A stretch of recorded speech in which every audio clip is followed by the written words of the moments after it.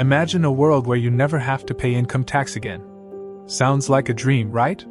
Well, President Trump thinks it's possible, if the US shifts to funding itself through tariffs instead. But is this a genius move, or an economic disaster waiting to happen? Buckle up, because we're diving deep into what Trump's income tax revolution could look like, and whether it's actually possible.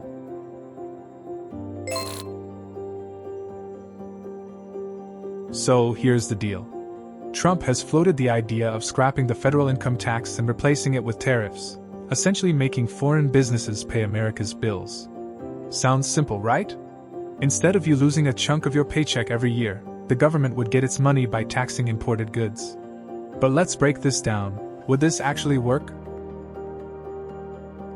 Right now, the US government collects about $2.2 trillion from income taxes.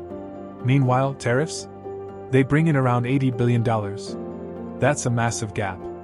So, to make up the difference, tariffs on imports would have to skyrocket. We're talking potentially 50%, even 100% on foreign-made goods. And that leads us to some big questions. Here's where it gets real. If tariffs fund the government, foreign goods get way more expensive.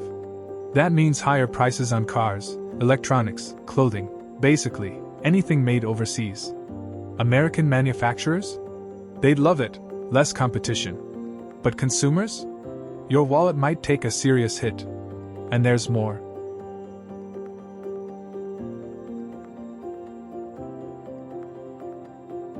And don't forget, other countries might slap tariffs on American goods in retaliation, making it harder for US businesses to sell overseas. Could we end up in an all-out trade war? One thing's for sure, this wouldn't be an easy switch. Congress would have to completely rewrite the tax code, something they've struggled with for decades. And opponents?